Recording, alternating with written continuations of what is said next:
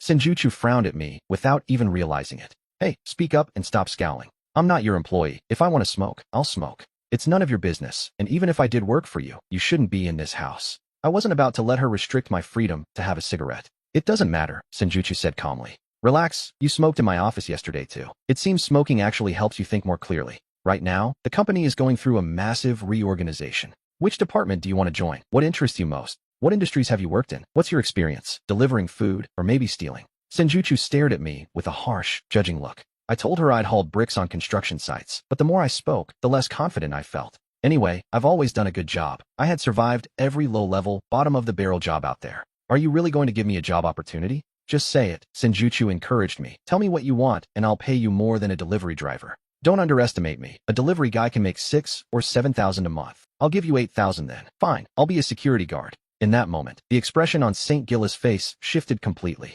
Senjutsu's expression was impossible to read as she stared at me for a long time. Are you serious? She finally asked, and I told her I absolutely was. Does being a security guard include free food and housing? I asked. Is there a bonus for perfect attendance? What's the schedule like? I figured I could use the downtime to read more books. It sounded like a great gig. Start on Monday, she said. I'll have Xiaoru personally handle your placement. The company provides housing, but it's a shared dormitory with basic beds. She admitted she wasn't entirely sure how the security department's shifts were scheduled. Those kinds of details were usually handled by the managers below her. As she finished speaking, she checked her watch and looked up at me. Let's have lunch together at noon, she suggested. First, let me ask. I joked. Do I kiss you, or do you kiss me? That line earned me a massive look of disapproval from Senjutsu. We finished our lunch at the hotel later that afternoon.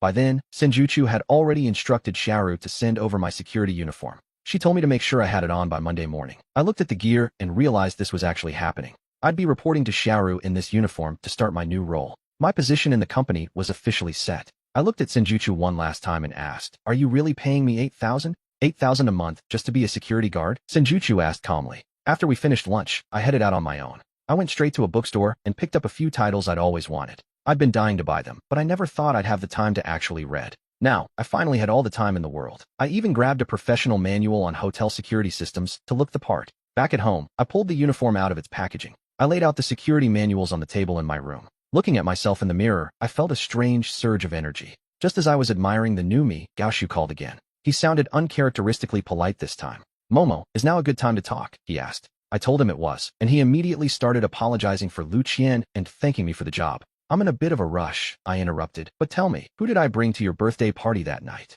That was the general manager of Kitty Hotel, I reminded him. The daughter of the Sindazan family you're always talking about. Gaoshu sounded like he was having a total meltdown on the other end of the line. Why didn't you tell me she was the boss? I'm terrified to show up for work now. Will she make my life hell? I haven't known Senjutsu for long, but I already had a feel for her character. I knew exactly what kind of girl she was, so I gave him a firm answer. Don't worry, Senjutsu isn't that kind of person. We'll talk more on Monday. Alright, see you then. As I was about to hang up, I remembered something. Gaoshu suddenly asked, haven't you checked the group chat with our old classmates lately? He was talking about our high school group. I told him I hadn't even downloaded the app on my new phone yet. Log in and take a look. I saw Jean Yao post the other night. She's back in the country. I snapped out of my daze and told Gaoshu that if she's back, she's back. We hadn't been in contact for so many years. I figured we had probably forgotten each other by now. Gaoshu chuckled on the other end and said, I know you better than that. If you don't face this, you're not the Momo I know. Go to hell, I snapped, hanging up the phone in a bad mood. But my fingers were already moving, opening the app store and hitting download. I logged in and found Jean Yao's avatar in the group list. I opened the chat box, but I couldn't find the courage to type a single word. Jean Yao was the girl everyone teased me about back in high school. She was also my desk mate, the kind of wealthy girl who always wore the best clothes. Jean Yao was born into a world of luxury and privilege. And back then, I was the exact opposite. Everyone considered Jean Yao a goddess, and I thought she was unreachable too. One night during the second semester of our senior year, everything changed. I was biking home and found myself standing right in front of her house. Jean Yao asked me which university I was aiming for. I had already decided to quit after high school because my family couldn't afford tuition. But when she pressed me, I lied and said I was aiming for Peking University. I told her if I didn't get into the best school in the country, I wouldn't go at all. She didn't know my true thoughts and looked so happy hearing my ambition. She said she wanted us to apply to Peking University together. That year, her scores were high enough to get in, but I failed miserably. When the Gaokao results were finally released, the truth came out. Jean Yao saw that I had only scored 50 points on the language section. She demanded to know why my score was so low, but I just told her I had a bad day. She couldn't accept that excuse and eventually guessed the real reason. She realized I had sabotaged my own exam on purpose because I didn't want to go. Her disappointment turned into a cold, bitter despair toward me and our love. Because of that, she gave up on Peking University and went to study in Zhejiang instead. We haven't spoken a single word to each other in all these years. Hearing that she's back now has caught me completely off guard. The walls I built around my heart crumbled as I opened her profile to see her photos. She's grown more elegant, her eyes stripped of the innocence and purity they once held. The girl who used to trick me into eating her leftover breakfast is gone forever. I couldn't even find the courage to send her a single message. What a coward. Monday morning at 8 a.m., I arrived at the Kitty Hotel to start my shift. I was dressed in my security guard uniform, ready to report for duty. As I passed the main entrance, a sleek Audi pulled up right beside me. The driver rolled down the window and poked her head out to ask for directions. She started to ask where the underground parking was, but then she just stopped, her eyes filled with a mix of total disbelief and lingering affection. I couldn't believe the world was small enough for a coincidence like this.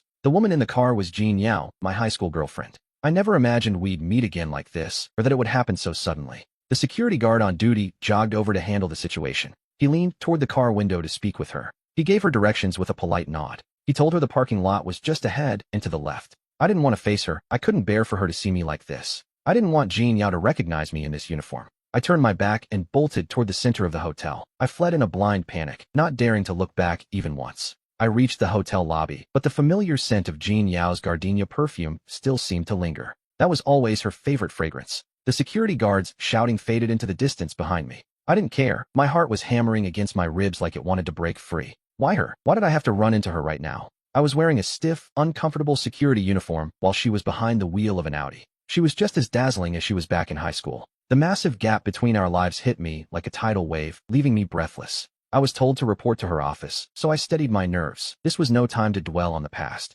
It was Xiao Eru, holding a stack of documents in her hand. She looked at my pale face with concern and asked if I was okay. She told me the manager wanted to see me in her office immediately. I forced myself to calm down and stop dwelling on the past. I was here to work, nothing more. I took a deep breath and followed Eru to the staff elevator. We rode up to the second floor of the hotel. She swiped her ID card, which granted her access to every floor in the building. When the doors opened, I saw the sign for the security department. We walked past a small conference room at the end of the hallway. There were two private offices, one for the department head and one for the deputy. A middle-aged man sat in the office with a cigarette dangling from his mouth, staring down at his phone. He heard someone enter but didn't look up, asking with pure arrogance, "Did I say you could come in? Get out." Xiao Eru crossed her arms and asked, "Chief Chow, am I interrupting your game?" Chief Chow snapped his head up the moment he heard her voice and saw her standing there. He scrambled to hide his phone and stood up instantly, stammering, "Assistant Liu, what brings you here?" Xiao Eru emphasized her next words carefully. "That's Deputy Director Chow to you." She turned to me and continued, "Allow me to introduce the new head of the security department.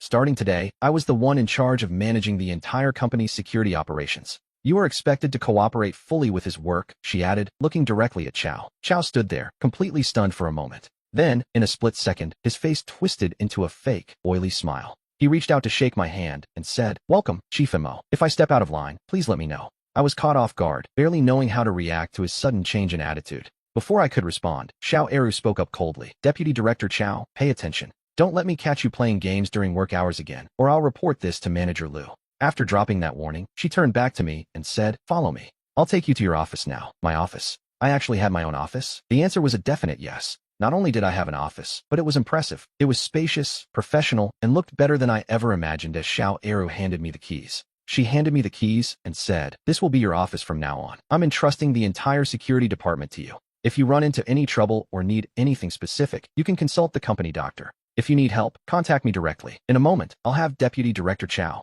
bring you a copy of all the department records." I asked like an idiot, "How exactly do I do this job? Don't I need to go out and stand guard?" "Stand guard?" Xiao Eru smiled. "Of course not. You're the one in charge now. You manage the entire department. You make the schedules. You ensure the safety of every worker. This job seems simple, but there are many trivial matters to handle. You must work hard," she said, and I replied with a surge of genuine enthusiasm. "I definitely won't let you or President Chu down." Xiao Eru hesitated for a moment at the mention of President Chu, then she smiled. She said, "Good. I wish you success." I realized then that in this entire company, there aren't many people who would dare to call President Chu by her name so casually. After Xiao Eru left, I sat in my chair, feeling completely dazed. The scene at the hotel entrance kept playing in my head, so I pulled out my phone again. I opened the app and saw a message from Jean Yao. It was just one sentence. "Is that you?" It had been sent half an hour ago. My hands shook as I held the phone. I didn't reply. After all these years, time had already done its work. It had turned two people who were once inseparable into total strangers. One person's confusion meets another's awkwardness. After all this time, we met without truly seeing each other.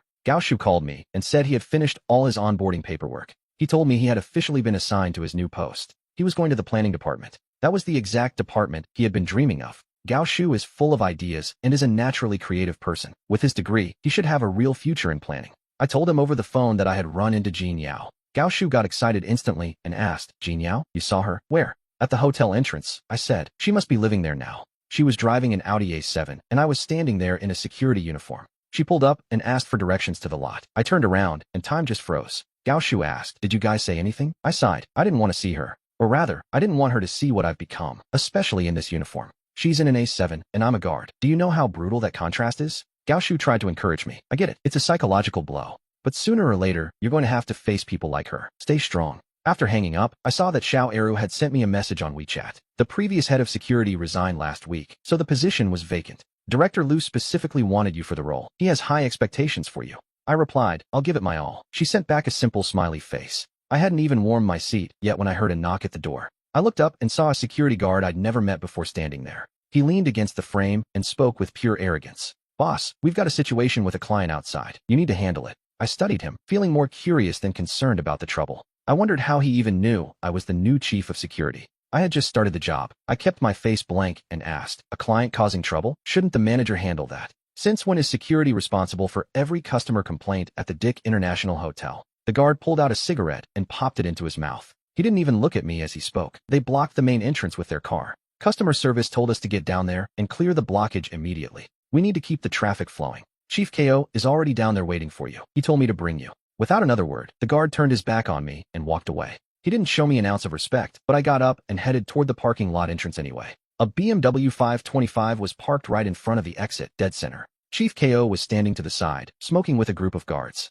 The lobby manager was bowing to the owner, apologizing and begging for cooperation. The owner was a middle-aged man in his 40s, screaming at the top of his lungs. He claimed someone left a massive scratch on his car in the underground parking lot. If I don't get a solution today, I'm leaving this car right here so nobody can leave. When Chief KO saw me approaching, he told the man there wouldn't be any more problems. He turned to the lobby manager and said, Manager you, meet our new chief of security. Security is here now. Let him handle it. Let him do his job. Looking at Chief KO's smug face, I realized exactly what was happening. This was a setup, a deliberate attempt to intimidate me and create conflict. I stayed calm and told the owner, please, move your car first while we pull the surveillance footage. If it happened while you were parked at our hotel, I promise I'll give you a fair resolution. Fine, but where's the video? The owner roared. This lot has hundreds of spots, so why is the camera right where I parked broken? Did you do it on purpose? What's the point of talking if there's no footage? That was the catch. There was no video. I turned my head and locked eyes with Chief KO. I asked him, how is it such a coincidence that the camera at this specific angle is broken? A malicious grin spread across his face as he spoke slowly. It's just a coincidence. Manager Yu was already losing his patience and started complaining loudly. The problem is that your security department is incompetent and useless. The camera is broken. Then who is going to compensate the client for his loss? Chief KO just pointed at me and told Manager Yu, ask him. He's our new department head. I'm sure our new department head will provide a reasonable explanation today. I thought to myself, a reasonable explanation? From me? The car owner screamed at me. Are you the one in charge here? Give me an answer. How are you going to compensate me? He roared, getting right in my face. I hadn't even been on the job for 2 hours and my head was already throbbing. I couldn't exactly call Senjutsu and tell her I couldn't handle a simple parking dispute. Just as I was weighing my options, a stunning woman in high heels stepped out from the crowd. She looked directly at the car owner and spoke up. I'm sorry, she said calmly. I'm the one who made that scratch. I mistook your car for someone else's. It looks just like my ex-husband's car, the man who cheated on me and left me. I'm so sorry. How much is the damage? I'll pay you back for everything. The owner's anger vanished instantly, replaced by a wide, thirsty grin. He pulled out his phone and said, forget the money. Let's just exchange WeChat contacts. Since it was just a misunderstanding, let's let it go. Your ex sounds like a real piece of work. The beauty generously held out her phone so he could scan her QR code. She told him, this has nothing to do with these security guards, so please don't blame them. The owner smiled pathetically and asked, can I take you out to dinner to settle this? I'm afraid I don't have time today, she replied. I'm already meeting friends. No problem at all, he stammered, terrified of upsetting her. Some other time then. The man actually said, getting my car scratched was the luckiest thing to happen to me today. What's your name, beautiful? I watched her, stunned that she'd solved my first crisis in under 3 hours. When I finally stood before her, 1,000 words rushed to my mind. But in the end, we just sat there in a heavy, loaded silence. A single cup of coffee seemed to hold the weight of all those passing years. A soft Stephanie Sun song drifted through the air of the quiet cafe. Who was I missing? And what was it that I actually longed for? Was it our old, late-night talks, or just the years that were never coming back? The song ended, and as the next track started, Jean Yao pressed the service bell. She pulled out a 100 yuan bill, handed it to the waiter, and made a request. Please, she said politely, play that last song one more time. The waiter gently pushed the money back toward her with a smile. There's no need for that, miss. Song requests are free here. Jean Yao froze for a moment, looking slightly dazed. It was as if she suddenly realized how much time had truly slipped away. She looked at me and finally asked, how have you been all these years? You've seen it all, I replied. This is my life now. Just a few days ago, I was still out there delivering food, wondering what to do next. Landing a job at DKI was supposed to be a huge honor, even if it's just as a guard. But on my very first day, they're already making my life hell. You saw it. What do you think? I want to hear it from you personally. Why was your Chinese score on the entrance exam so low? It's been so many years. Do you really still remember that? Does it even matter? Jean Yao gave a mocking smile, staring out the window as she spoke. All these years, and I'm still this obsessed. What am I even thinking? I didn't expect fate to favor me like this, letting me run into you here. Momo, you're a coward. A coward who's too afraid to face his own feelings. I saw you log into my social media space countless times, browsing my photos and updates. But you never left a single word. Don't tell me you've actually forgotten the past.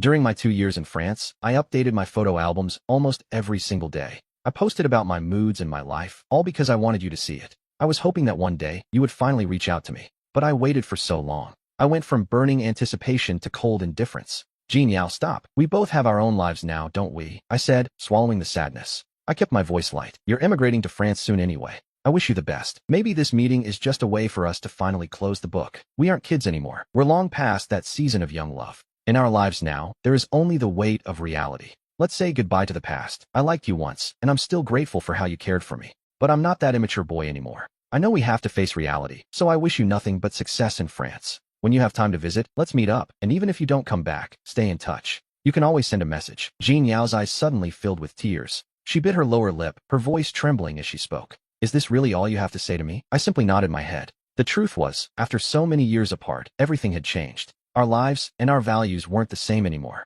Even if we missed our old lives, we could never get that time back. It's better to leave those memories beautiful while I head back to work. I walked out of the cafe with numb legs, finally admitting to myself that I'm a coward. I had to face my own heart. Even if the love was still there, what did it matter? Could we really be together without a care in the world like we were in high school? We're adults now, and love isn't just a dream anymore. It's not about liking someone. It's about whether you can actually build a life together. In this society, if you don't have money, a house, or a car, you don't deserve love. I arrived back at the Daika International Hotel, where the security guards on duty ignored me. I kept my head down, walked to the staff elevator, and went up to the second floor. To get to my office, I had to pass the conference room where a dozen guards were chatting. They were lounging around, some leaning back in their chairs with bored expressions. A few had their feet kicked up on the conference table, while others just sat there in silence. They were sitting on the tables, smoking without a care in the world. The entire room was thick with the smell of smoke as they watched me enter. They glared at me one by one with cautious, mocking eyes while they whispered. Seeing Jean Yao hadn't been pleasant, and their stares were the final straw.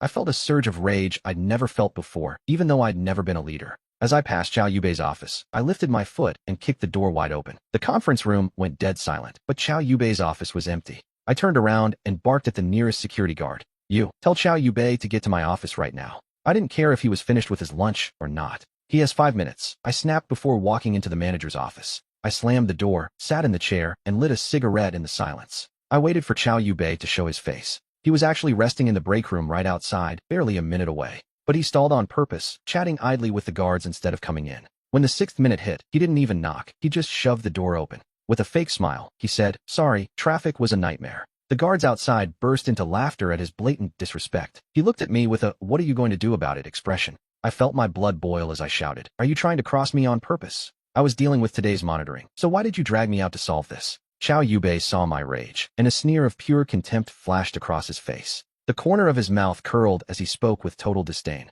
Look at the position you're in before you speak. If you think you're so capable, go do the actual work yourself so your skills don't go to waste. But we both know your talent is limited. You can always talk to Assistant Liu about resigning. It's just a small matter, yet you can't handle it. You failed to resolve it, and now you're blaming me? Unbelievable. I don't know who you bribed to get this job, but working with you is a humiliation. After spitting those words out, Chow Yubei stormed off in a huff. I was left alone in the office while the security guards outside let loose. Another round of laughter erupted, louder and more mocking than the last. I sank into my chair, feeling helpless and dazed, wondering how I could ever do this job. More than 10 minutes passed in silence. Suddenly, a man in a sharp suit appeared at the door. He was accompanied by a woman in her 40s. Chow Yubei was trailing behind them like a loyal dog. The man in the suit stepped into my office and scanned the room. Then, he tilted his head toward me with a cold stare. He turned to the woman and asked, "Director Zhao, what's going on? Who is she? Who assigned her to the security department?" The woman adjusted the glasses on the bridge of her nose, looking flustered. "Director Liu, it's like this. Liu Xiaoru asked me to handle the registration this morning. I only assigned her to take over as the head of the security department, but our HR department never actually interviewed her. Fire her," the man said without a second thought, "and appoint Chow Yubei as the head of the security department instead. Isn't that a bit inappropriate?" A voice called out as Gao Air and Shin Yucho appeared. Gao Air was the one who spoke, a faint smile on his face as he looked at the man. "The general manager personally arranged this position, yet you want her fired just like that?" The man in the suit looked at Shin Yucho and couldn't hide his surprise. He asked tentatively, "Was this person assigned by you?" "Yes," Shin Yucho replied calmly. "Lately, the hotel's security department has received far too many complaints. The previous head who was fired didn't solve a single problem. So, I personally arranged for someone new to come in. I need someone to take charge of this mess, brother. Is there a problem with that?" The man in the suit immediately forced a laugh and told Shin Yucho, "Of course not. Since you arranged it, it's fine." But then, the man suddenly shifted. He changed the subject and asked, "Replacing a department head? Shouldn't a decision like this be approved by the board of directors?" Shin Yucho replied with firm humility, "Assigning a person to an internship position also has to go through the board. Everyone is busy. No need for such a hassle, right? It won't be too late to call a meeting when the appointment becomes official. I suddenly feel like a deputy director who doesn't listen is expendable. We should fire him. Brother, what do you think?" I stood to the side, stunned by what I was hearing, and instinctively glanced toward the door. The man spoke, while Gao Air gave me an encouraging look, signaling me to stay quiet. The man listened to Shun Yocho's words carefully. He said, "I think it's better not to fire him for now. After all, the new head isn't familiar with the business. In terms of work, she still needs the old man's help. My suggestion is this, let old Chow support her for now." "Fine," Shin Yucho said to the man. "I'll listen to you then. I'll give Chow Yubei another chance. There's a meeting this afternoon. Brother, remember not to be late." After saying that, Shin Yucho left first with Liu Xiaoru. I watched them go, feeling the weight of the room shift. As the man walked out, he shot me a deep, cold look that sent a chill down my spine. That look gave me a bone-chilling sensation. I later learned that this man's name was Lu Mingguan. He and President Shun are actually half-siblings. When the old chairman was dying, he handed the company to his illegitimate daughter. Many felt Lu Mingguan was wronged, but he accepted it with eerie calm. He publicly vowed to help Shin Yuchu manage the family business. In front of everyone, Lu Mingguan played the part of the perfect brother. Meanwhile, Shin Yuchu had been making aggressive moves lately. She was replacing staff on a massive scale, fueling shareholder resentment. As her reputation tanked, Lu Mingguan's popularity among the board only grew. Her position was precarious, and by the time I got home, I felt the weight of it all. An unprecedented exhaustion hit me, and I collapsed onto the living room sofa. I drifted off, only to wake up later covered by a warm blanket. The scent of food wafted from the kitchen as Lin Yifei stepped out wearing an apron. She saw me open my eyes and spoke softly. "I saw you sleeping when I got back, so I covered you up. Hungry?" We turned the coffee table into a makeshift dining area. I asked her why she was suddenly in the mood to cook. She told me she didn't have to work overtime today for once. She said getting off early meant she could finally cook something. She did it all herself, and after we chatted for a while, Lin Yifei suddenly asked me a question. "Seeing the exhaustion on your face, did you find a new job?" I used 4 hours of office politics to describe my workday to her. She gave a faint, bitter smile after listening and tried to comfort me. She said the workplace is just like that, watching everyone's expressions every day. Surviving in the cracks, office workers might look glamorous on the outside, but only they know how bitter the reality actually is. "Before I graduated, I was so enthusiastic about working," she admitted. "But once I started, I realized that passion just gets buried under the constant infighting. If you're lucky, you might land a decent team. If you're not, you're just earning a paycheck while walking on eggshells." It felt inevitable, but as I looked at her face, I realized this was the first time Lin Yifei had opened up like this. She blinked her large eyes and asked, "What's wrong? Why are you looking at me like that?" I told her I was just surprised. Since the day we met, this was the most she had ever said to me at once. It seemed she had a very deep understanding of the corporate grind. Lin Yifei just responded in a low, quiet voice. "I absolutely despise it. But there's no escape. These are the unspoken rules of the workplace. There's no way for us to change it." I couldn't help but recall a famous line from Hewlin's work. I joked with a smile, "Where there are people, there is conflict." Lin Yifei smiled, tilted her head, and fell silent. She just kept eating, and by 9 p.m., the night was still. Suddenly, Mo Seoj called and asked what I was doing. He was at the Momo bar and sounded like he was in a terrible mood. He just wanted someone to grab a drink with. Since it was Mo Seoj asking, I agreed without a second thought. I asked Lin Yifei if she wanted to come along and vent some of that pent-up bitterness. She hesitated for a moment, but eventually, she decided to join me. As the taxi pulled up to the bar, I texted Mo Seoj to let him know I'd arrived. He came out to meet us, but his jaw dropped when he saw Lin Yifei step out of the car. He actually started teasing me, asking, "Kid, is this your girlfriend?" Lin Yifei stood beside me, looking incredibly shy. I introduced her to him and said, "This is my second uncle."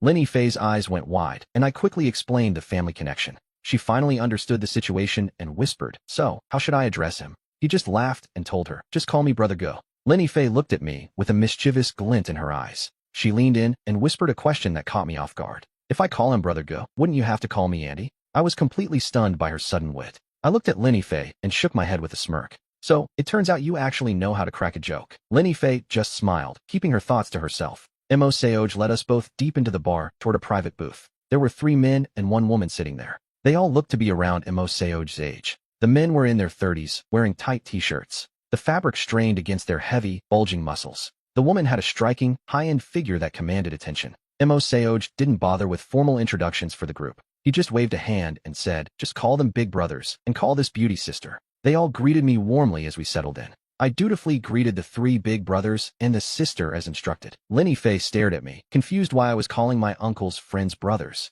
I joked that if they were going to mess with my family tree, I'd have to make them pay in drinks. Lin Yu looked at Mo Seoj and told him he was truly wicked. "But your nephew is more interesting than you. Come on, little brother, have a drink with your sister." After we chatted for a while, I realized these people were all trainers from a nearby gym where Mo Seoj worked. He was currently spending his time at the gym teaching Sanda. The group was constantly egging each other on to keep the drinks flowing. They were chatting so casually, and I found myself really liking this vibe. I glanced at the table next to us and almost lost my focus. Every guy there was acting desperate, making up any excuse just to get the girls at their table to notice them. One moment they were playing rock, paper, scissors. The next they were throwing dice. It turned out Lin Yu was a yoga instructor. She and Lin Yifei hit it off, immediately talking about yoga techniques. Lin Yu even took the initiative to ask for her WeChat right there in the middle of the conversation. We were all talking and laughing when Lu Yao suddenly appeared. He walked straight to the table, grabbed a beer bottle without saying a word, tilted his head back, and chugged the entire thing. Lin Yifei watched him, completely stunned, as Lu Yao finally set the empty bottle down.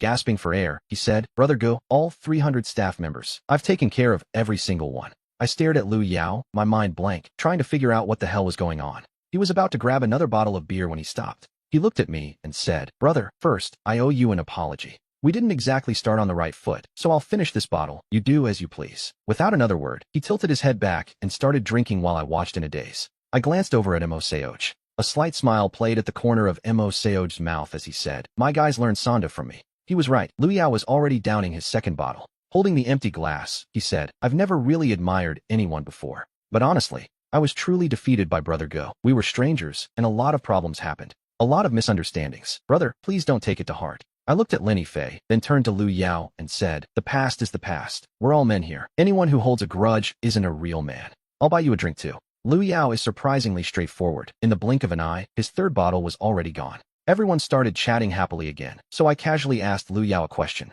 "Which department do you work in at the Ditsai International Hotel?" Lu Yao shook his head like a stubborn child and said, "I don't like working at Ditsai. It's crap. My sister won't even let me go to work there anyway." I didn't quite understand. "Isn't Ditsai your family business? Isn't your sister the GM and president?" Lu Yao lowered his voice. He leaned in and whispered, "Momo, don't look down on me, but I haven't achieved anything. I dropped out before finishing high school and started running with a crowd covered in dragon and tiger tattoos. I was young and ignorant back then. When my mom scolded me, I'd just yell right back at her until the day she died. Before she passed, she finally told us who our real father was, a man named Sendizan. He treated my sister and me well and gave us plenty of money, but then earlier this year, Sendizan had an accident and died too. He said he felt guilty for neglecting us all those years, so he split his majority shares in Ditsai. He divided them into 3 parts, one for my sister and one for me. The last part went to my half-brother, Lu Mingguan, but he made my sister the president and GM. She expected me to help her run the place, but after 1 week, I realized how hostile the people there were. The atmosphere was toxic.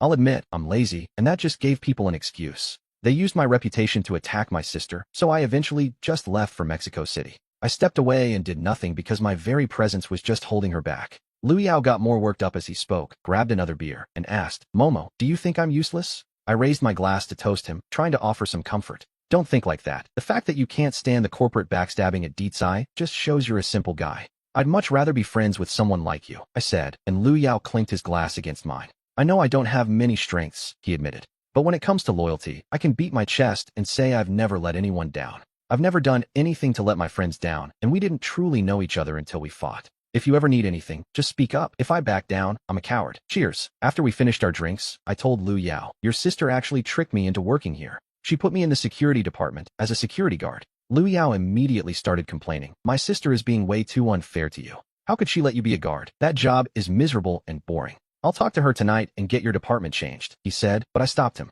I chose it myself, I admitted. Lu Yao looked completely confused. The hotel is huge. Why on earth would you choose to be a guard? I handed him a cigarette and sighed. Because I don't know how to do anything else. I figured I should just start from the very bottom. Your sister was actually great to me. She made me the head of the security department right away. I'm satisfied with that position. I'm going to give it my best shot. Lu Yao gave a dry laugh and leaned in. Come on, tell me the truth about your first day. I bet someone is already trying to trip you up. Don't hide it. Who's bullying you? He shouted it so loud that the 3 gym trainers nearby, all friends of Musa Oji, turned to look at me. My relationship with Musa Oji was already strained enough without Lu Yao making a scene. He was so convinced that I was being picked on that he wouldn't let it go. I could only offer a bitter smile as their eyes locked onto us. I lit a cigarette and told them how the deputy director had already tried to trip me up. Musa Oji, who had been silent until now, finally spoke up and asked, what happened? How exactly did he try to intimidate you? So I laid out everything that happened today. I finished by looking at Musa Oji and telling him, don't worry about it. You can't just go around hitting people every time there's a problem. Violence isn't going to solve this. Besides, I want to work hard and take this on as a personal challenge. If I can't even handle a situation like this, I'll lose all respect for myself. Jin Jue was sitting right next to Musa Oji. She looked at me and spoke up. Momo, your head is in the right place, and Sister Hua supports you. To survive in any environment, you first have to adapt to its unwritten rules. Brute force won't fix the underlying issues. Lin Fei, sitting to my left, added, Momo is being rational, but reality is a bit more cruel. How are we actually going to resolve the current situation? Chapter 14, Challenging Authority. Musa Oji suddenly broke his silence and said, crush his prestige. Dismantle his team and pull the problem out by its roots. I repeated Musa Oji's words under my breath. Crush his prestige, dismantle his team. The thought raced through my mind. How exactly was I going to pull that off? It sounds simple enough, but actually doing it? It's not as easy as you guys make it look, especially with a man like Yusuf involved. Juan, sitting to Musa Oji's right, smiled and said, his security department has dozens of people, right? Not everyone there is going to agree with him. Some are just forced to follow his power, so don't overthink how hard this is. Just let them see your own strength, and their attitudes will naturally shift. They'll switch sides. It's that simple. The reason people will choose to follow you lies in your personal charisma. I think it's reckless to suppress your subordinates using only raw power, because a person who is suppressed will eventually reach a breaking point. Sooner or later, they're going to explode. Why don't you provide that spark for them? The more I thought about it, the more his words made perfect sense. This drink tonight was definitely worth it. On the way back, I kept planning my next move while Lin Fei dozed off against my shoulder. She only woke up once we reached the entrance of the residential complex. Back home, she pumped her fist to cheer me on, but that night, insomnia hit me hard. I didn't feel sleepy until 2 a.m., and I was already back up by 6:30 in the morning. The first thing I saw when I woke up was a message waiting for me. The message was just one sentence. I want to lead Daika's security department the right way. I told her I was counting on her support, then waited for Senjutsu to reply. But by the time I left the house, my phone was still silent. I didn't get a response even after arriving at the company, which made me feel a bit uneasy. Inside the security department, the guards were just loitering around the time clock. I walked past Chao Yubei's office and saw the door was wide open. He was sitting there with his feet on the desk, looking completely unbothered. I stopped at the door and barked his name. Chao Yubei, tell everyone to be in the meeting room in 10 minutes, including the guys on gate duty. Even the patrols need to get back here now. Anyone late loses 300 from their bonus. Move it. He tilted his head and looked at me, asking, if everyone leaves their posts, are you going to cover for them? Who's responsible if something goes wrong? I gave the order, I snapped. So of course I'll take the responsibility. I realized my tone was still too soft with all these guards watching me. If I wanted to establish my authority, I couldn't back down an inch in front of this guy. I added, and remember, don't ask questions when I tell you to do something. Just execute. If you can't handle that, hand in your resignation and get the hell out. I walked straight into my office without waiting for him to say another word. The guards in the hall were stunned. They probably thought their new young boss was way too arrogant. 10 minutes later, about 30 people had filed into the room, clearly not the whole team. I looked over at Chao Yubei sitting on the stage and asked why people were still missing. He put on a fake look of indignation and muttered that they were just moving slowly. I knew exactly what was happening. The missing guards were his personal cronies. He had arranged this delay on purpose, but I decided to ignore his games for now. As I started the roll call, the room remained thick with a heavy, defiant silence. The men sitting below me were lounging in their seats, looking completely checked out. When I called a name, some just grunted here, while others shouted it back with lazy arrogance. I stood on the stage clutching the roster and addressed the entire room. I made it clear, anyone who arrived late today is getting hit with a €300 fine. The next time it happens, that fine jumps to 1,500. The second I finished speaking, the doors burst open and a fat security guard barged in. He started yelling that they were here now, so I couldn't possibly fine them for being 1 minute late. A cold smile played on my lips as I asked if he was going to blame heavy traffic next. I told him I didn't care about his excuses, he could save them for himself. In this department, I only look at the clock, and being late means paying up. Next, we're discussing the BMW that got scratched yesterday while the security camera was broken. I looked around and demanded to know who was responsible for the surveillance feed.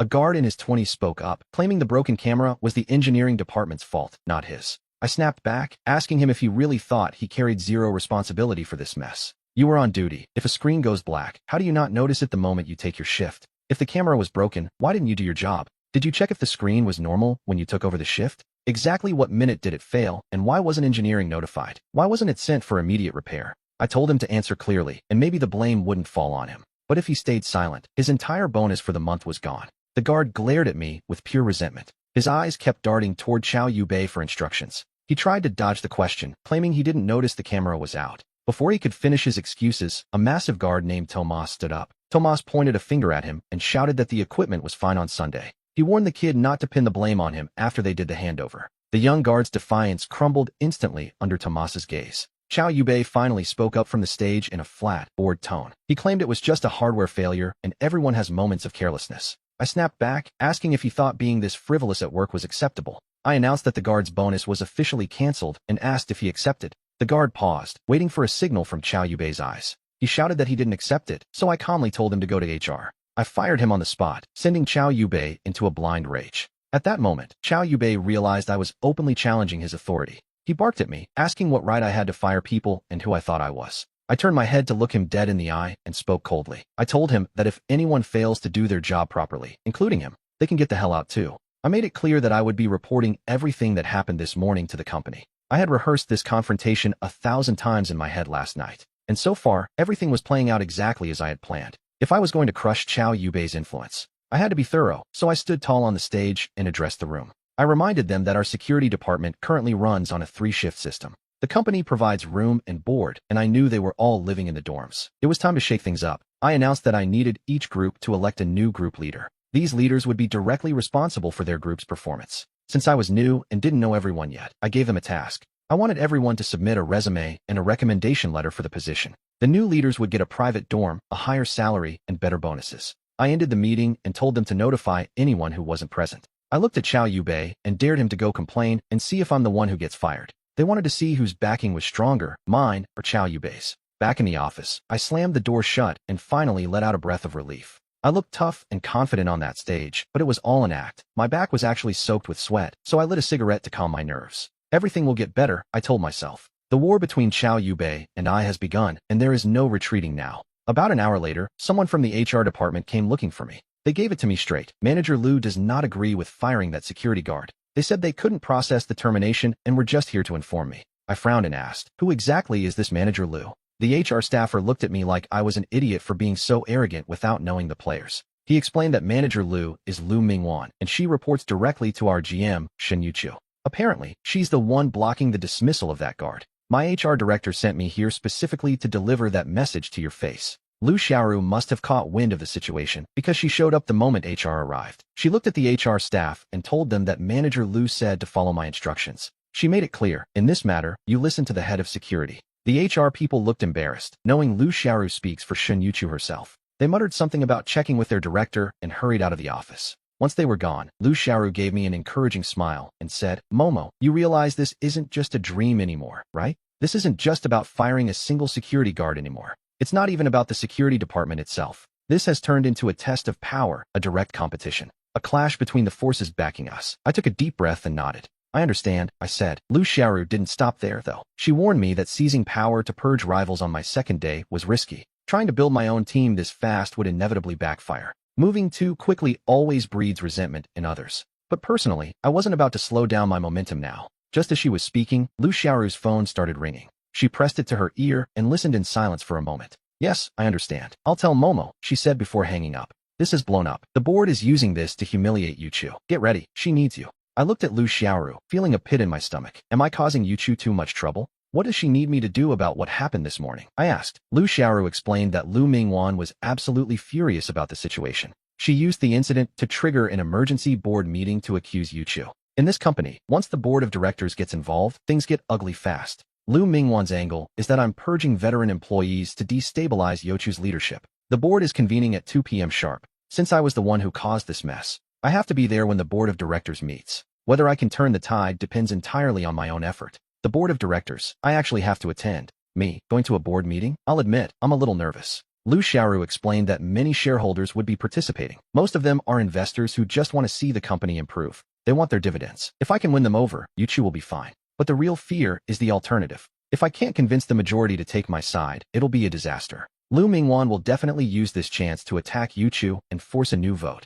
She wants to replace the general manager and even the chairman of the board. Yuchu cannot afford to lose control of Dekai now. I told Lu Xiaoru that there was still some time left. I needed to go and get myself ready. I'm waiting for Yuchu's signal at any moment. I have to make my performance at this afternoon's meeting perfect. After Lu Xiaoru left, I headed out to Wofen Street in Kunming to hunt for deals. There are plenty of shops selling security gear there, and I bought a combat suit with my own money. While I was picking it out, the shop owner asked if it was for me or someone else. When I told the shop owner that the company was footing the bill, he immediately tried to push a specific type of uniform on me. It was thick, poorly made, and clearly just a way for him to pocket a fat commission. He claimed Kunming summers aren't that hot, but I ignored him and dropped over 1,000 yuan on a high-end suit. It was lightweight, breathable, and made me look like a legitimate special forces operative. I put the gear on and hopped on the bus back to the hotel. A passenger even saluted me, asking which military unit I served with. I told him I was just heading into work and made my way back to the Dekai Hotel. At exactly 1 in the afternoon, Yuchu messaged me, be at the 29th floor conference room by 2 p.m. sharp. She warned me not to be late since the major shareholders would be there, but then Jin Yao's name flashed on my screen.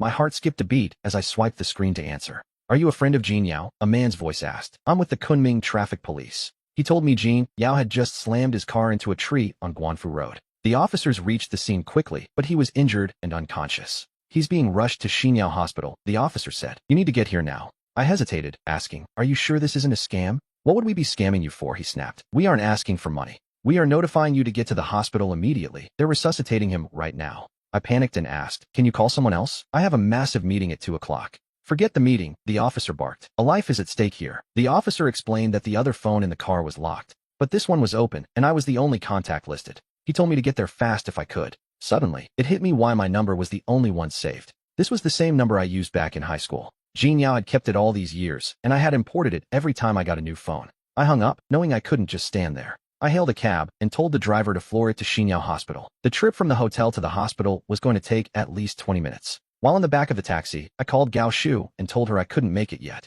I explained that Jin Yao had been in a wreck and I was heading to the ER. I promised I'd try to be back at Dekai by 2 p.m. for the meeting. I asked her if she could take over looking after Jin Yao once she arrived. Gao Shu promised she would find a way to make it work. When I sprinted into the hospital, Jin Yao was still in the resuscitation room. The officer who called me was waiting there and handed me Jin Yao's phone. It was an old Nokia, a model that looked hauntingly familiar. 7 years ago, when we were freshmen, these were the most popular phones around. I held the relic in my hand, my mind flooding with 1,000 different memories. I clicked the menu to open his messages, and what I saw stopped my heart. The text messages looked exactly like the ones we used to send. Back in high school, there were 200 messages in total. I knew we had sent way more than that, but I didn't know if he'd saved them. This old phone seemed to have reached its limit. It was at maximum capacity. I read 3 of them and didn't dare go further, fearing the memories would resurface. Those kinds of memories can swallow a person whole, and my eyes began to sting. My vision started to blur as the minutes ticked by. Time passed second by second until it was 1:35 p.m. Gao Shu messaged me again, reminding me not to be late for the 2 p.m. meeting.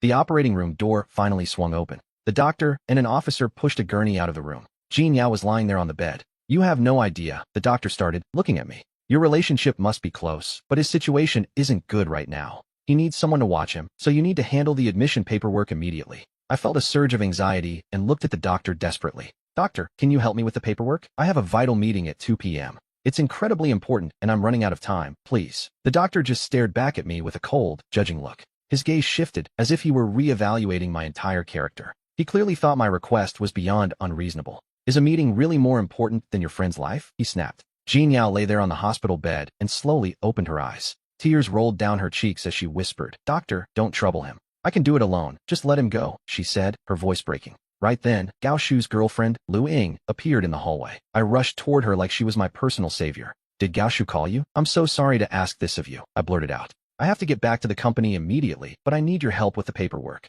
Please, look after Jean Yao. She's an old classmate of ours. Lu Ying looked at me with clear reluctance and said, Gaoshu told me everything. He can't leave work, so he asked me to come here first. I thanked her profusely and hurried back to the bedside. I knelt down and looked Jean Yao in the eyes. Yao Yao, I'm so sorry, but this meeting is critical. I have to run. She looked at me with infinite disappointment and asked, am I still not as important as your job? I knew leaving was wrong, but no amount of explaining would change the situation. Lu Ying will handle everything. I'll be back the second I'm done, I promised. I turned and sprinted away, not daring to look back as the wind whistled in my ears. The second I stepped out of the hospital doors, a motorcycle slammed into me. It was flying at full speed and hit me head-on. I reacted on instinct, bracing myself as my right palm scraped across the asphalt for several feet. I stood up and saw my hand was a bloody mess, but I didn't even feel the pain yet. The rider jumped off his bike, helped me up, and asked if I needed to go back inside the hospital. I'm fine, I told him, shaking off the shock. It was just a nasty skin abrasion, nothing that mattered right now. The driver still looked worried, staring at the blood dripping from my hand. He offered me 200 yuan for the trouble, but I waved it away as a thought struck me. Forget the money. Can you get me to the Decay International Hotel right now? I have a meeting I can't miss, I urged. The driver didn't hesitate for a second and told me to hop on. I wasn't trying to extort him, I just needed to move. He was likely still rattled by the accident and drove like a man possessed. Even as I shouted for him to go faster, it felt like we were crawling through the streets. I finally pulled up to the Decay International Hotel at 2:05 p.m. I checked my phone in the elevator and saw 4 missed calls from Senjuchu and 2 from Lu Xiaoru. Please, just move faster, I muttered, staring at the floor numbers as they ticked toward 29. The door slid open and I sprinted down the hall toward the conference room. I reached for the doorbell, but as I raised my hand, I realized something. My entire palm was raw and ulcerated. It was a bloody mess, leaving red smears on everything I touched. I pulled the gloves I bought earlier out of my pocket before reaching for the doorbell. The pain was finally setting in, but I forced the gloves on just as the conference room door opened. Xiaoru stood there looking depressed, but her eyes lit up when she saw me. Inside, a shareholder named Si Dao sat at the oval table and addressed the room. He looked at Senjuchu with clear dissatisfaction. Is this person even reliable? An old man asked, questioning my late arrival. Since Mingwan called this board meeting specifically because of this young man, he better have a reason. I want to see what this new hire did to make every major shareholder drop everything to meet. Lumin One spoke up quietly, claiming my actions were completely irrational. Firing veteran employees on his second day, I think Senjuchu's judgment in people is failing. These massive layoffs have me worried about the future of Decay International.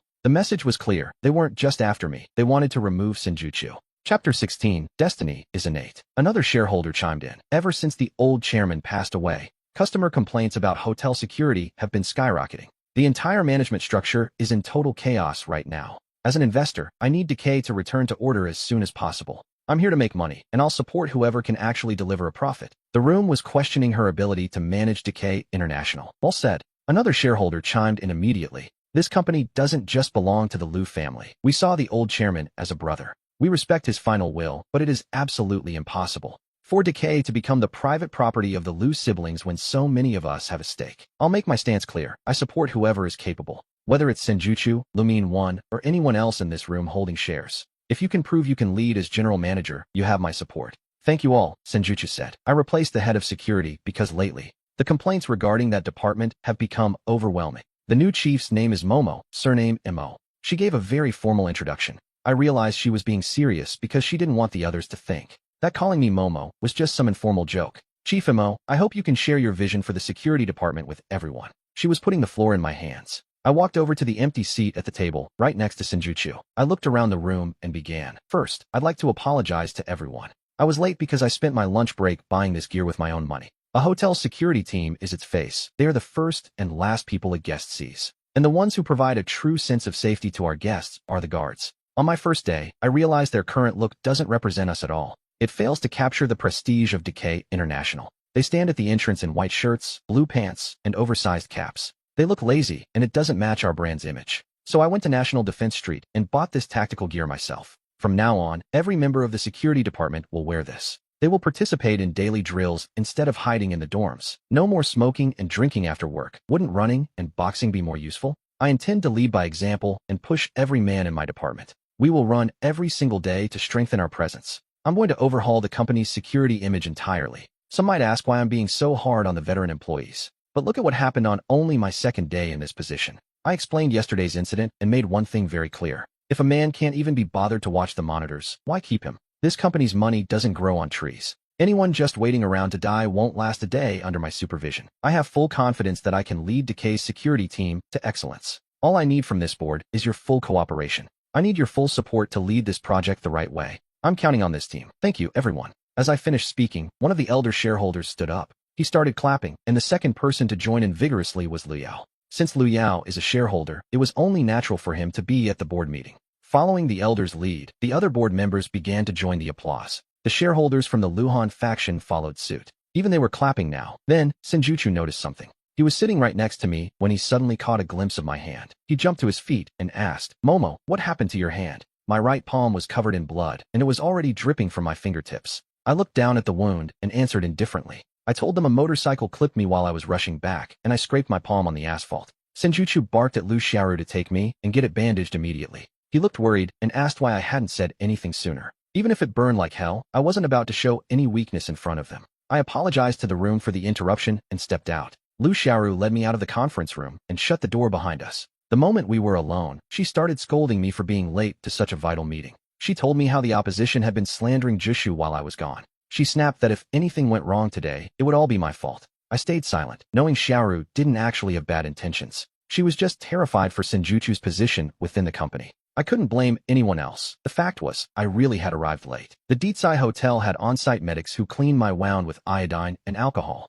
They wrapped my hand tightly in gauze to stop the bleeding. I asked Xiaoru if she needed to head back to the meeting, but she said no. She told me to just do my job, so I awkwardly mentioned I was heading to the hospital. Xiaoru looked at me in shock and asked why I'd go when my hand was already bandaged. I explained that I had to visit a friend who had been in a car accident. She took a deep breath, shook her head, and told me to just go. She said since my hand was mangled, she'd use that as an excuse if anyone asked. I could tell she was disappointed in me as I left for Xinyao Hospital. It was already 3:30 in the afternoon by the time I arrived. I found Jin Yao's room number and rushed inside as fast as I could. But the scene inside the room caught me completely off guard. Luhan was long gone, and Chun Jia was there in his place. He was slicing an apple and feeding Xinyao small pieces with a toothpick. Xinyao leaned back against the headboard, happily soaking up his attention. Chun Jia looked up, surprised to see me, and asked how I'd been all these years. I looked at him and said, "It's a surprise to see you here, Chun Jia." He just smiled and asked how I had been doing lately. "I stayed in Kunming to work. There was no other choice," Chun Jia said. He added with a hint of irony, "I only got 244 on the Gaokao, so no college for me.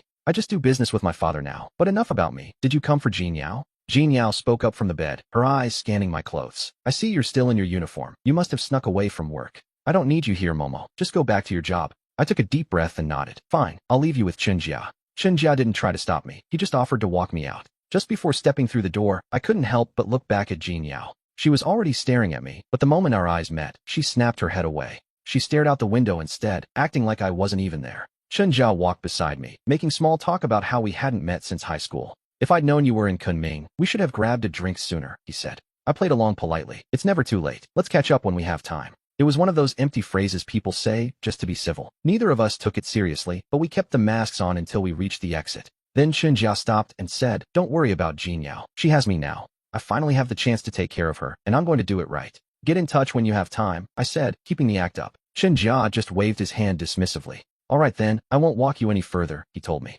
"Stay in touch. It's ridiculous to think we wouldn't run into each other again." We both said the same empty words, but neither of us moved to ask for a number. Neither of us actually wanted the other in our lives. The truth was, Chun Jia and I had always lived in two different worlds. Back in high school, I was the poor kid trying to study my way into a better future. I buried my head in books while he was born with a silver spoon in his mouth. He spent his days smoking and drinking. He was part of that delinquent construction gang at school. He used to have his hair dyed bright yellow. He'd strut across campus like he owned the place, but years later, he'd changed. That thug-like aura he used to carry had faded significantly. He looked almost respectable now. Meanwhile, I was the one defeated by fate, failing to change my life through education. My dreams of a better future through studying had vanished long ago. I eventually made my way back to my office at the Ditsai International Hotel. The moment I opened the door to the security room, I saw the floor covered in envelopes and files. I knelt down and began picking up the scattered documents one by one. I opened them one by one and realized they were all from people around the same age. They were self-recommendations for the position of security team leader. One particular A4 sheet of paper caught my eye and left a lasting impression. This guy's name was Adathwin, and his handwriting was worse than a cockroach's crawl. The most ridiculous part was that he didn't even know how to write the word age in his application. He just used Pinyin instead, so I turned on my computer to check the company's records. I discovered this Adathwan was the same guy who stood up during the morning meeting. The one who insisted the monitors were working perfectly when he handed over his shift. I decided to observe the next file more carefully. It was a resume for a guy named Zinfian. The curriculum vitae was actually quite complete and neatly organized. It stood in sharp contrast to Adathwan's messy handwriting. According to the resume, he graduated from a vocational school last year. Nowadays, a vocational diploma isn't worth much in the real world. After being rejected everywhere, his only choice was to become a security guard at Deetsai. Then there was Chun Mingho's resume, claiming he was a computer expert. He pointed out that the hotel's current monitoring system had many flaws. He claimed that if given permission, he could rebuild the entire system from scratch. I was enjoying the read when Senjuchu walked into my office looking exhausted. He stood there and said, "I know I messed up today, I'm sorry. I know I caused you a lot of trouble today, didn't I?" Senjuchu sighed softly and stood by my side to check on my hand. "Fine, but how could you be so reckless? How did you get hurt like this? It's nothing, just a scratch, it'll heal in a few days." Senjuchu gave a bitter smile and cut me off. "The board meeting went fine. Everyone liked your idea. They're backing you to shake up the security department, but on one condition. They're giving you exactly 1 month to prove yourself." I looked at Senjuchu and whispered, "Thank you for giving me this chance. If I ever deliver food to you again, I promise I won't steal a bite." That joke earned me another sharp, reproachful glare from Senjuchu. He stayed in my office for about 10 minutes before heading out. I organized the documents, locked the door, and finally left the office. My chest was tight with excitement and ambition. I wanted to achieve something great, but I knew the road ahead would be brutal. I took the bus back to the hotel and got a call from Jiaoso on the way. He started with an apology. "Momo, I'm so sorry. My department had a late meeting. I couldn't get away, so I sent Lu Qian ahead. How is Jin Yao? Is she badly hurt? How did she even get into a traffic accident?"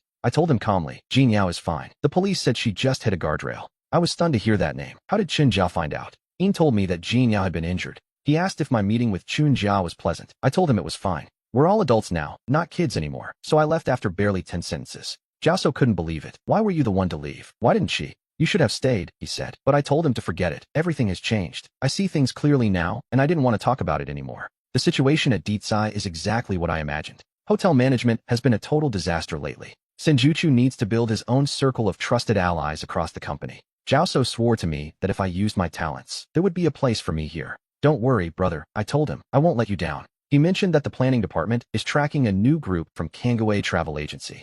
Yutiki is currently scouting for new partners. Since Mint only has a few 5-star hotels, Deetsai is being inspected as a candidate. I told him to have the planning department draft a solid proposal and hung up. Deep down, I knew the real reason Jiaoso called me was to apologize. He felt guilty because he couldn't make it to the hospital today. I didn't think an apology was necessary, and I certainly didn't blame him. But that phone call made me start thinking about Jin Yao all over again. I could vaguely sense that Jin Yao couldn't let go of the past. But what about me? Can I really let it go? When I got home, Ling Yifei was cleaning the living room. She gave me a sweet smile and asked how my day at work went. I told her it was fine. At least the hardest first step was over. Then I asked if her company had approved her new project plan yet. Ling Yifei shook her head sadly and complained that her boss's standards were too high. Every proposal she submitted was rejected without a second glance. She felt her future was uncertain, but she knew complaining was useless. I sat on the sofa and asked her what industry she actually worked in. She blushed and asked, "Do you really want to know? It might scare you." Chapter 18. My second step. A smile played on my lips at the thought of being scared.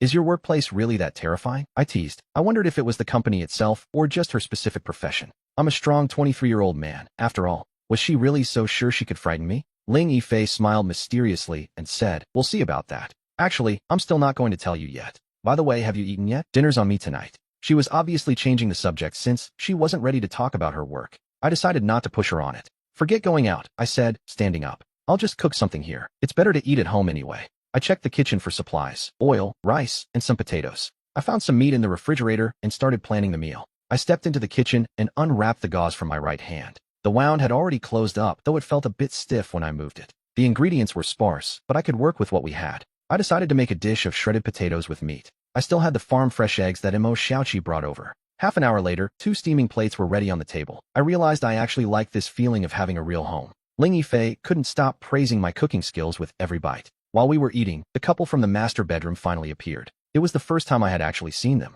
They looked like 2 college students, but they didn't even bother to say hello. They just ignored Ling Yifei and me and headed straight to their room to eat. Ling Yifei asked me about my new job, so I gave her a quick rundown of the day's events. After listening, she looked at me and asked, "So what's your second step?" I told her I planned to split the security department into 3 distinct groups. I need to handpick 3 group leaders to take full responsibility for them. I want to increase hands-on management across the board. Since I was the one who proposed that every single security guard participates, I have to make sure the training actually happens. This isn't just a suggestion, it's a requirement. I have to lead by example, and Ling Yifei just smiled and nodded, saying, good. She supports my plan, but as we sat there chatting in the living room, passionate noises started drifting from the other room, making us both retreat to our bedrooms in awkward silence. The second person to check in on me was Imo Xiaoqi. She called me later that night to ask how my first day at the office went. I told her everything, and she immediately advised me to strip Chao Yubei of his power. The method was simple: turn the 3 new group leaders into my own inner circle. I need to turn them into my people by giving them enough incentive.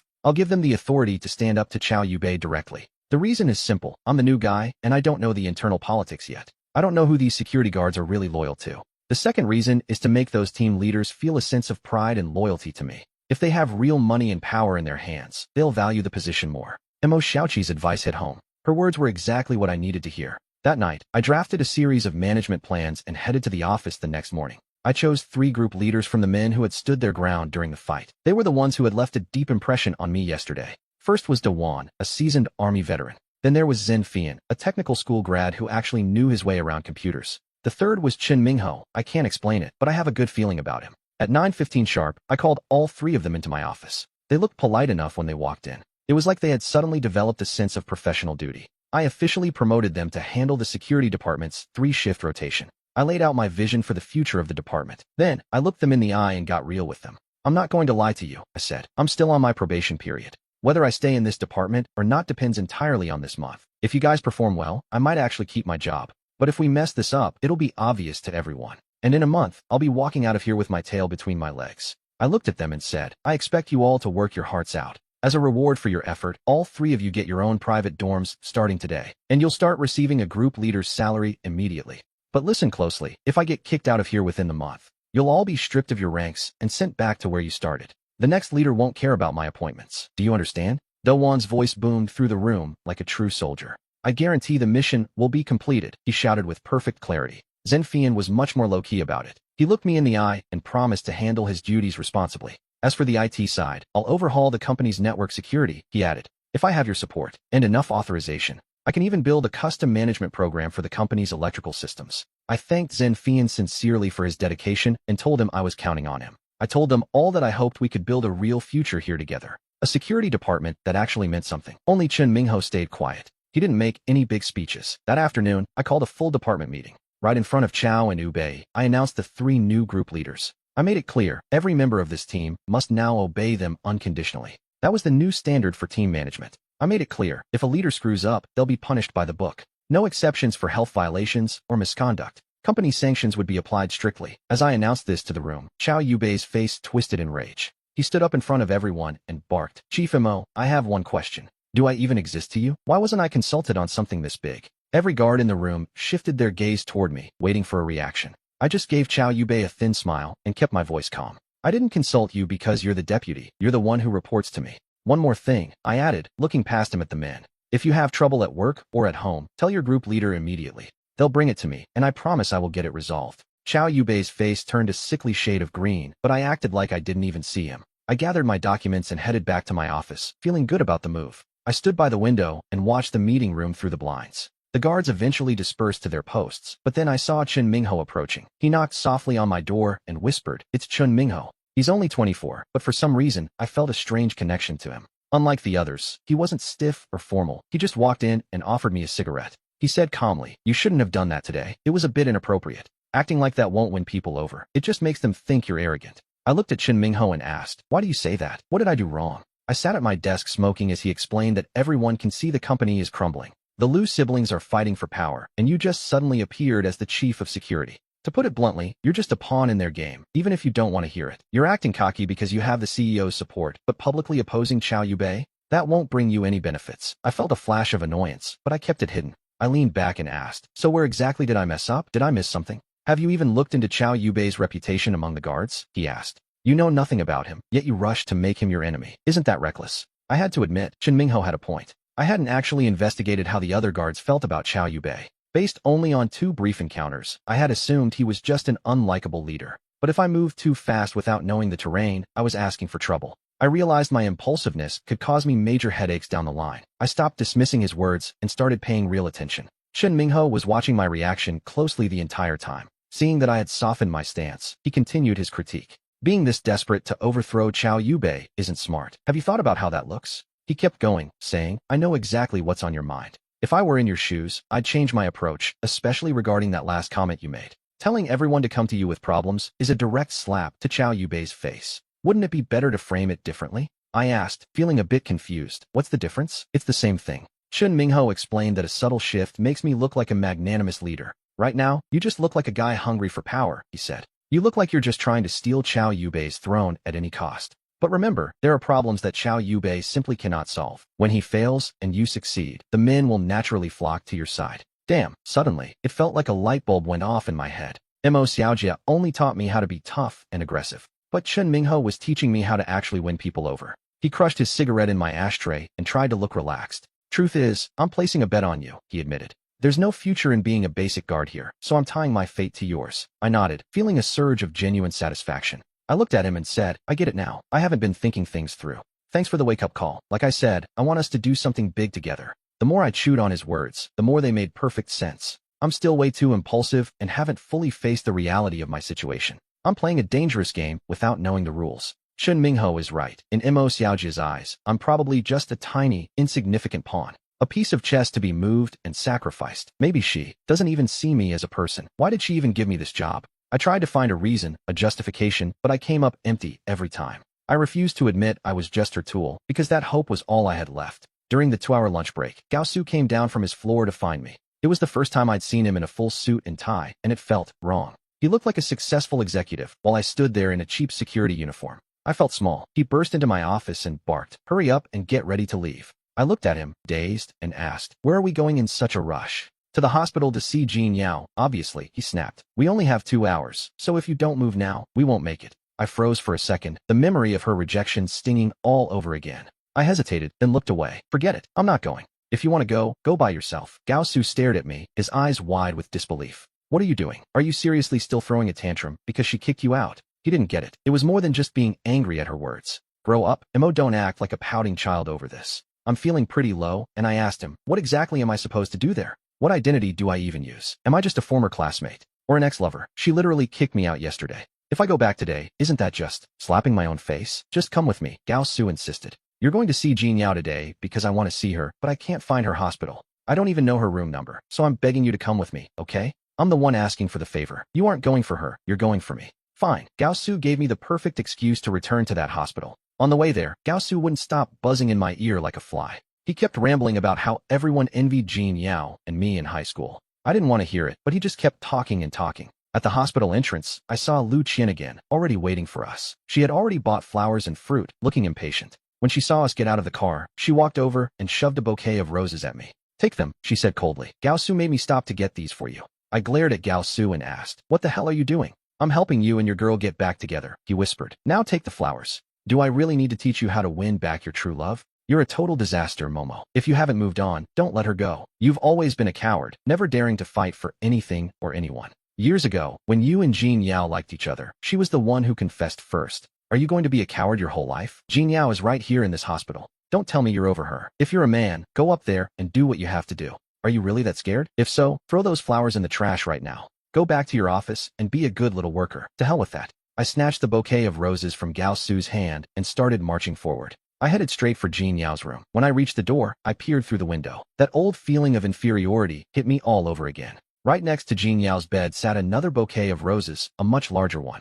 Gao Su was right behind me. Seeing me freeze, he leaned in and whispered, "What's wrong? Aren't you going in?" I just kept staring through the glass. I pointed at the massive bouquet inside, then looked down at the pathetic one in my hand. Suddenly, Gao Su realized what was happening. Inside the room, the display of flowers was overwhelming. The roses sitting by her bed were twice the size of the ones I was holding. But it wasn't just the flowers that made my blood run cold. Standing right there next to her was Chinjia. Gao Su looked at my flowers, then shot a confused look at Lu Qian. Lu Qian just put on an innocent face and shrugged her shoulders. She didn't say a word. Gao Su gave me an encouraging look, and then he pushed the door wide open. He was forcing my hand, even with all this pressure. The second that door swung open, Chinjia and Jean Yao both turned their heads toward us. Gao Su walked in first with Lu Qian right behind him. There was no hiding now. Jean Yao looked happy to see them. She sat up in bed and said, "You guys are here." "We're here." Lu Qian smiled. "Are you feeling okay?" "Much better," Jean Yao replied. She told Gao Su to take a seat, but she didn't even look at me. Neither did Chen Jia. Jean Yao started chatting with Gao Su, asking, "It's been a while. Are you graduating soon?"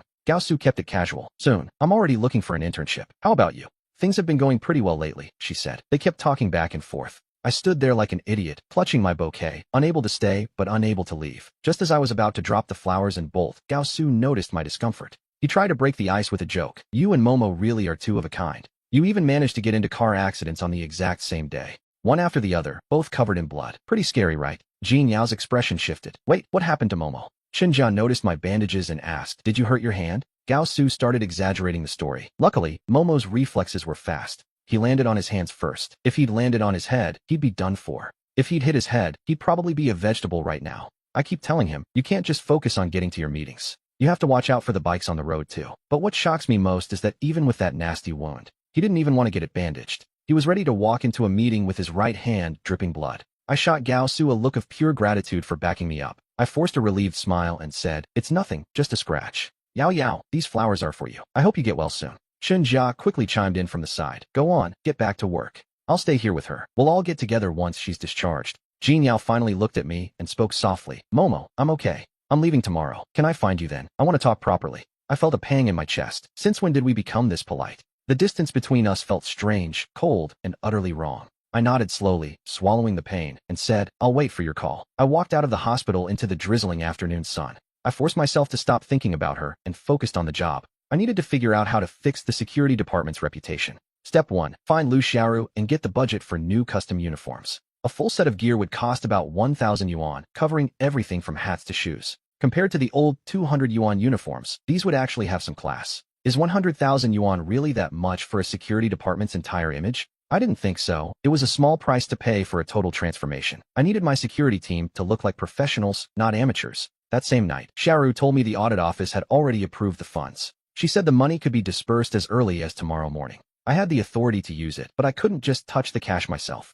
Everything had to go through the official corporate account for transparency. The company would pay the supplier directly once I picked out the inventory.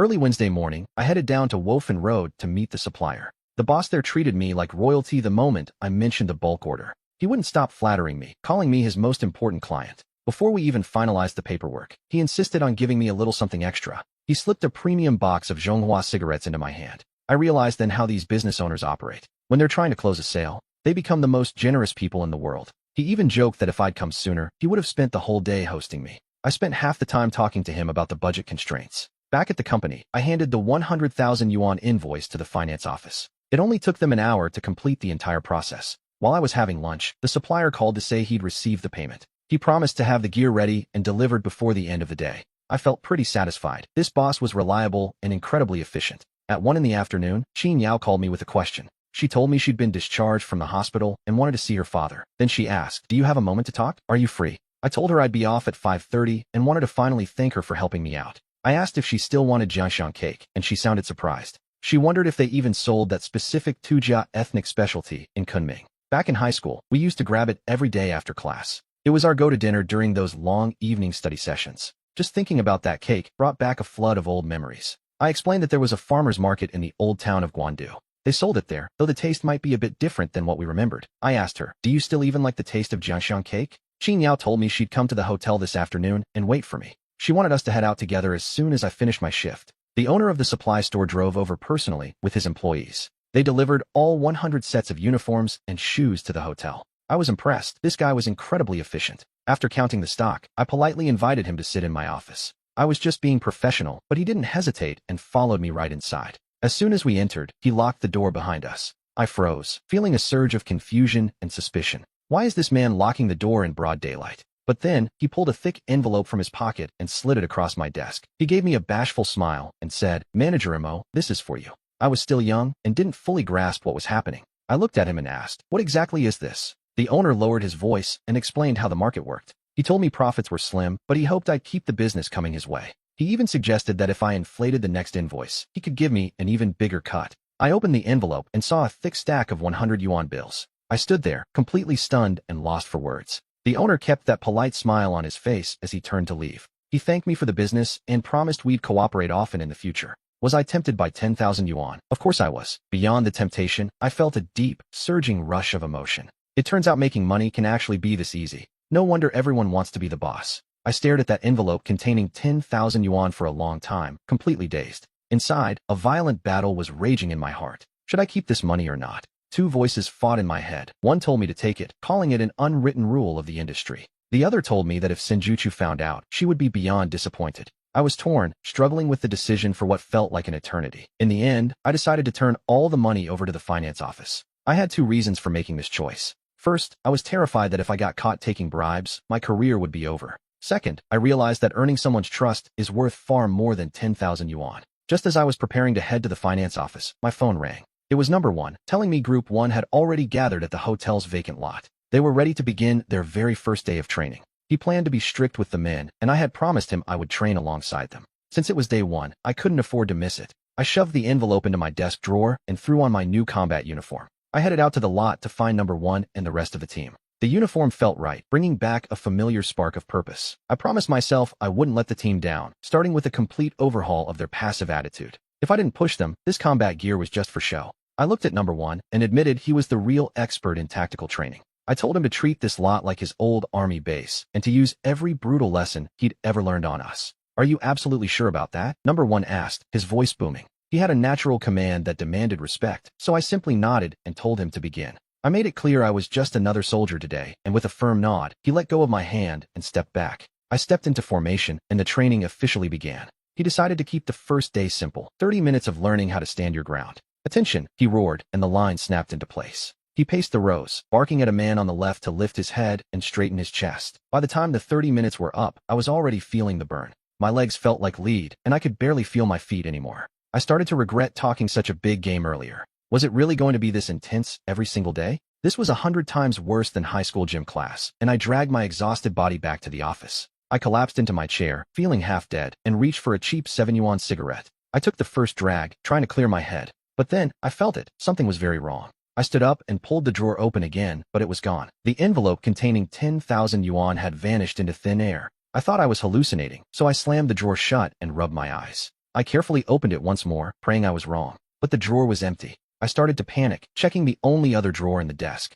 That one was even emptier, and my mind went completely blank. Did I imagine the money? No, someone stole 10,000 yuan in under 30 minutes. Who even knew I had that kind of cash sitting in here? I checked the door, but the lock hadn't been tampered with at all. The window was out of the question too, thanks to the security bars. That left only one terrifying possibility. Does someone else have a key to my office? I thought this was my private sanctuary, my own independent space. It turns out I wasn't safe at all, and a cold chill ran down my spine. I immediately called Zinfei Yin, the guy who brags about being a tech genius. He knows surveillance systems better than anyone, so he was my only hope. I told Fian exactly what happened and asked him to start digging. I needed to know exactly who stepped foot in my office. Someone made their move in that 30-minute window, and I wanted a name. Zinfei Yin really is a genius in the world of computers, but the news he brought me was tragic. The surveillance cameras only cover the hallway, and 6 or 7 people entered the security department during that half hour. There used to be a working camera inside the meeting room itself, but the security guards got into the habit of smoking and playing cards in there. They were worried about getting caught and facing the consequences, so they stuck a piece of chewing gum over the lens. That happened months ago.